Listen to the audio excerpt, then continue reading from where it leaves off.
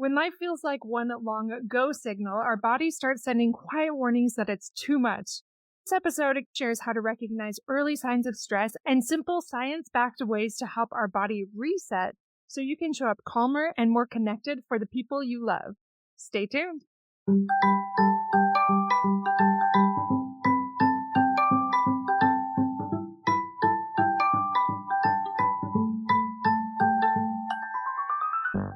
Welcome to Fulfillment Therapy. I'm Kendra Nielsen, wife, mom, and licensed therapist. Do you ever feel like you're doing everything right, but you're still exhausted and empty? Did you think life, marriage, and parenting would be simpler and more rewarding?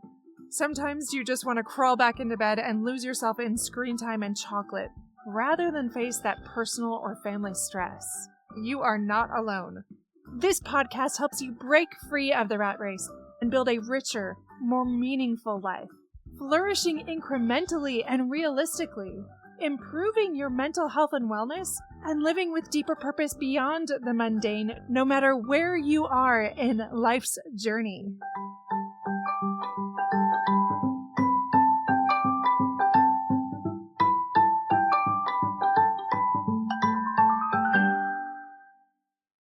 Welcome back to Fulfillment Therapy. Today we have a special guest, Kelli O'Rourke Wall, here visiting us. So we're excited to have you on the show today, Kelli. Thanks for coming on. Oh, I'm so glad to be here. Thanks for having me. So let me give you a little bit of background into Kelli. She is a licensed marriage and family therapist based in Napa, California, and her work centers on helping people who feel stuck emotionally, spiritually, or relationally find their way back to peace. So Kelli draws on Team CBT, DBT, and trauma-informed care to teach clients how to calm their bodies, manage their thoughts, and rebuild confidence. So really excited to just pick your brain and hear a little bit more of you and how you help people. So thanks again. Yeah, my pleasure. Thank you. So you got into this therapist space. You've been doing it for about how long? About 10 years now. Okay. And can you tell us what it is that you love the most about it and a little bit about your journey getting there? I started out just always really been interested in like psychology and stuff. I have an AA in behavioral sciences, and I was just always really interested in how we work and relate. But I ended up going through a pretty tough time with infertility and anxiety, and just out of my own need, really searching for things that would help me. My church ended up starting a 12-step program for people with hurts, habits, and hangups. It's called Celebrate Recovery. And I was like, okay, I got all those. Maybe this will be helpful for me. I loved it. It was so helpful for me to heal in community. It was a really big part of my journey. Also, just seeing the life change of the people who were in the program, like coming in just weary and beaten down by stuff and hopeless, and then leaving just really changed. And it was so inspiring to me. I'm like, okay, this is what I want to do. This is what I want to be a part of. And so I made a plan to leave my job, and I was working in tech at the time, and I'm like done with computers and staring at a computer all day. I want to be with people. So yeah, I went back to school, and here I am. And it's amazing to be part of people's transformation. It absolutely is very rewarding in that way, in ways that maybe you weren't able to do before that. I love hearing about people's journeys. But one of the topics that we wanted to discuss today, as we were talking back and forth about this, is calming the body's stress response. This is something that comes up a lot for listeners, for my own clients. And I know that can be a broad thing. But tell me you're interested in this and what you've noticed with clients, why it's so important to be aware of this. Well, I had through my infertility journey, had just a real strange relationship with my body during that time. I felt really betrayed by it. And it was like, having a lot of anxiety and panic. And I just really felt like separated from my body, like scared of my body. And it was kind of through my own therapy experience and tools and learning tools, and then through schooling, that I was able to learn how to befriend my body, to listen to it, to care for it. And that was really a huge step for me, is not looking at my body as an enemy or something to overcome, but something that I can for, and in turn, it's going to care for me. And so that's kind of how I got interested in like somatic work and paying attention to what it's communicating to us.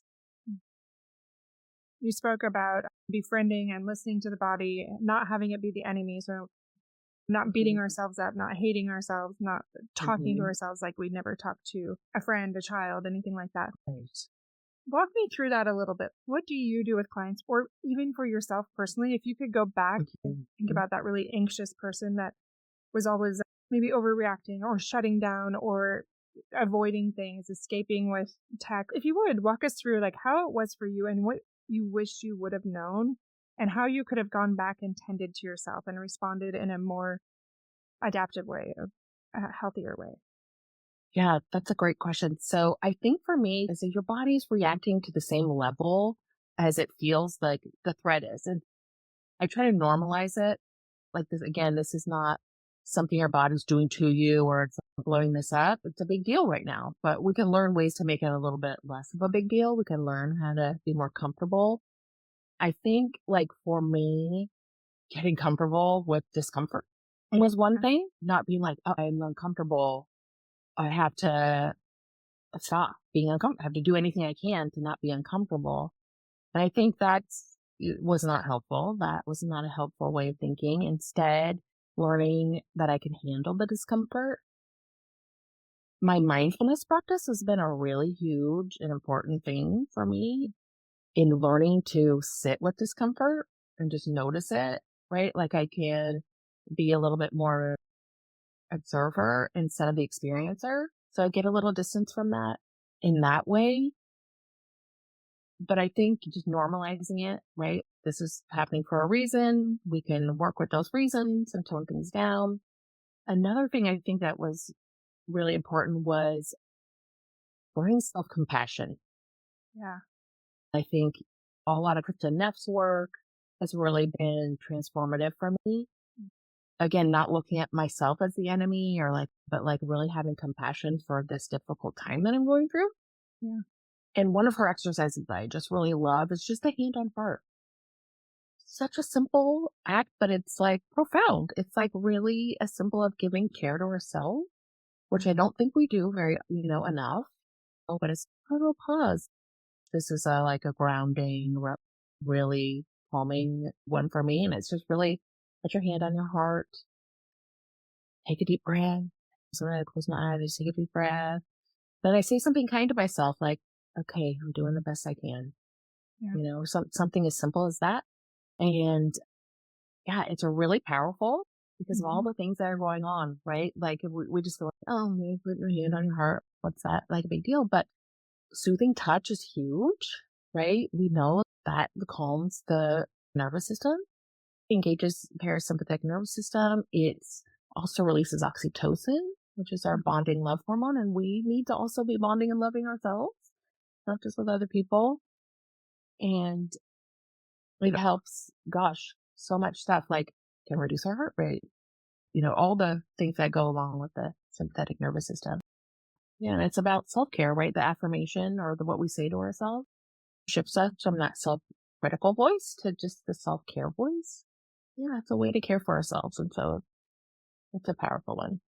So I just want to reiterate some of those points you said. You said get comfortable with discomfort. I know a lot of my clients, especially, are very uncomfortable with anger, females especially, and then sadness too. The whole, I can handle it, like having this mindfulness practice around just observing, being curious, normalizing that. I think those are very key and very important. And that self-compassion, like Kristen Neff talks about different things that you can do to manage that. Really important, good reminders. And I know I often in my podcast go back to stories, like with clients personally or whatever. Can you share a story maybe with a client or even you, like what that looked like in real life? Like what happened, how you responded or didn't respond, or a client, and then the after effects when there was a course correction?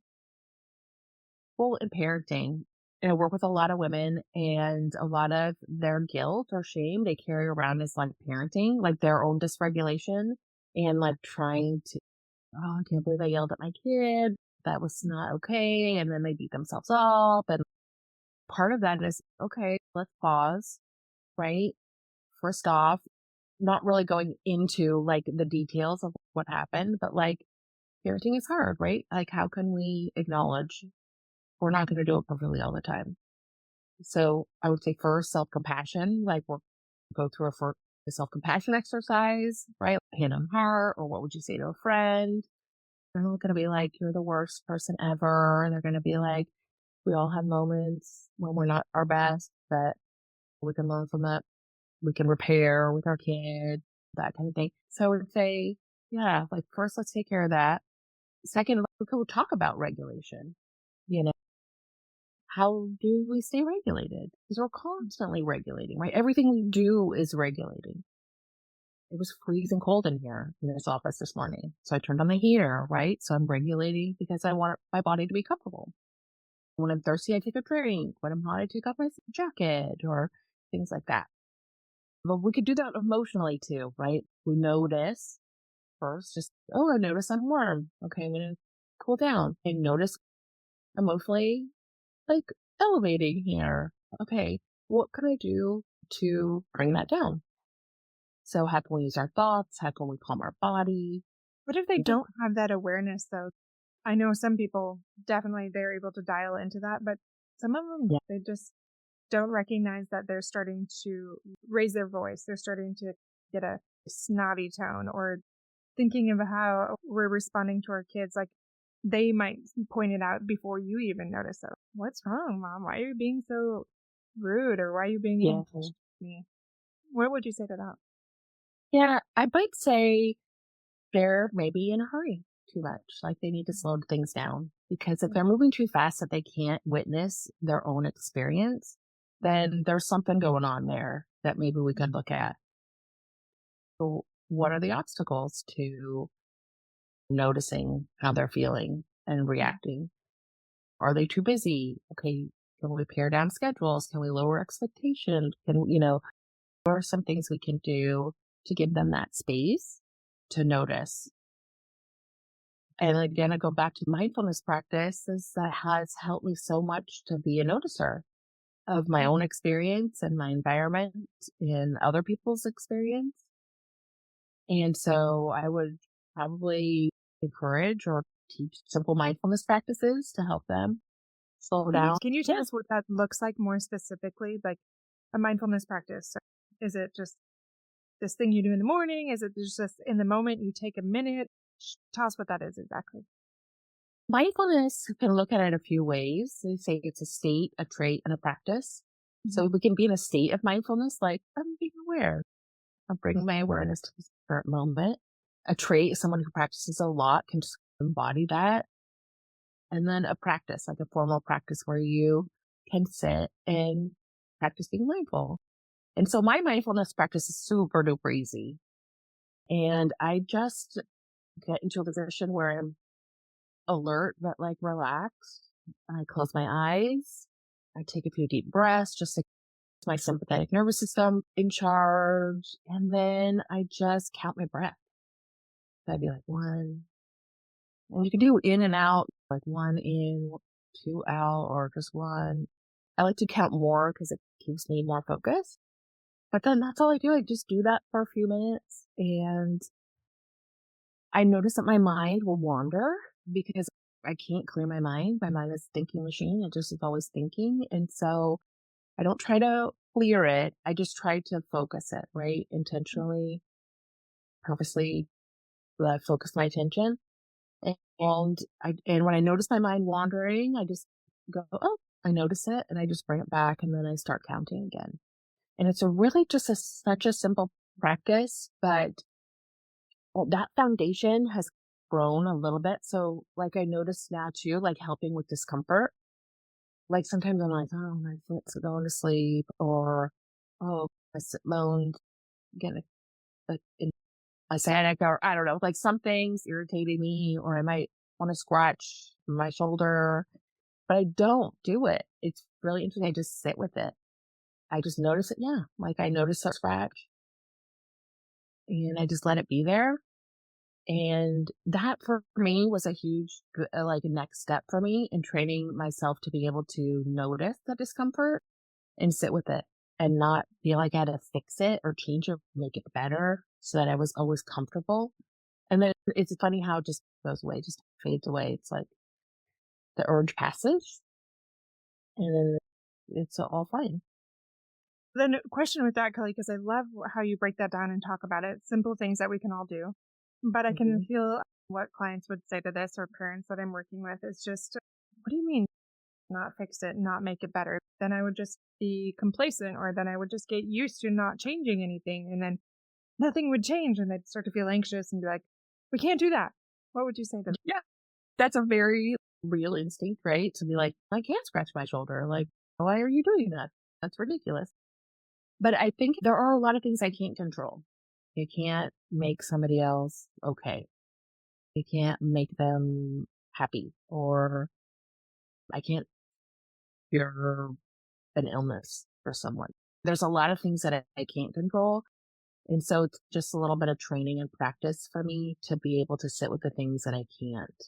So this is more like cognitive behavioral therapy, like managing your thoughts a little bit. Is that kind of where you're getting at with it? Yeah, it's an experiential way to just be able to train my mind and my body to just be okay without things having to be different. Because I think that's a lot of the work that I do with people too is around the should statements. He should be happy or he should be grateful or I should be this. Really expectations around ourselves and for other people. Should not what should not? I don't know. I think we have to question some of those things, those Right. shoulds. Like, really? Yeah. How do you know that they should be doing this thing? Because I think we want to control the things that really get us dysregulated, right? Because that's our answer. Like for anxiety, for me specifically, and a lot of people I see, so I have anxiety. Like first, I'm going to control all the things that give me anxiety. I want to rid the world of all those things, my world of all that. But I can't do that, right? I have to shift my own experience and how I relate to that thing. And so it starts with me, right? Can I shift the way I relate to that scratch? Can I shift the way I relate to the pain in my knee? Can I shift the way I relate to someone else or my emotions or my relationships or these shoulds? Can I shift that? And this practice, yeah, I can bear some things. And it's actually a good skill to be able to not always fighting against all the things. I was just working with a client just barely that was saying, I'm just a perfectionist. I like things a certain way. She doesn't really lean in. She's just like pretty Mm, stagnant in her life. I get really frustrated with myself if I don't. I have this allotted time to do my things. And if I don't get like 12 of them done within this hour, I say pretty terrible stuff to myself. mm, And we all have different variations of this. Maybe it's mhm, not next level terrible, but we're also like, oh my gosh, I can't believe it. I didn't get that done. That's the only time I have to do it. Now I have to wait till the next day and I just mhm, can't and just starts to build and they mhm, start to get more and more tense. What would you say to right. something like this? So she used the frustrated word, which always leads me to there's a hidden should in there. Can we surface that? So yeah, this is layered. I should be able to get all this stuff done. Should you? Is that reasonable? How much stuff is on this list, girl? Are you really going to get all that done without sacrificing a lot? In the meantime, it's going to cost you a lot to get this done. Is that worth it?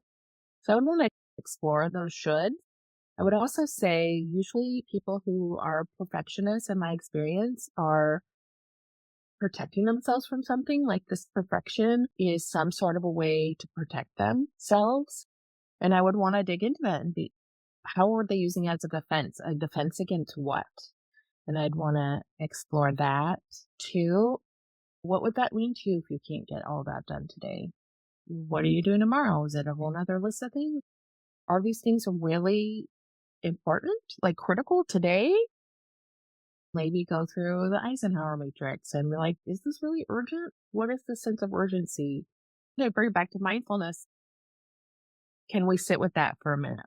Is there just some discomfort there? Can we take 2 minutes? I have this little sand timer. It's 2 minutes. Can you sit with it for 2 minutes? It's going to feel like a long time, depending how uncomfortable you are. But just sit with one of these. and see what comes up there too. That's great advice. Uncover those hidden shoulds. What are you protecting yourself from? What are those defenses? Can you sit with it for a couple minutes? And are these things really necessary? So questions that we can ask ourselves. And I do want to shift just a little bit because I think this applies to the next thing about therapy. Maybe we do need to take that next step. Maybe there's somebody else that can help us see something and we find ourselves getting stuck in these patterns and how that's connected to faith, because I know a lot of my clients are interested in that as well. And they don't know if it does fit because it's not something that is brought up as much in typical therapy. I want to see that change. I'd love to shift to that if you're okay with it. Thanks for joining us for our conversation on calming your body's stress response. If you're ready to start building habits that bring your nervous system back to peace, check out our self-paced courses, blog resources, or upcoming group coaching offerings at fulfillmenttherapy.org. Don't forget to follow Fulfillment Therapy on Instagram and Facebook for daily encouragement.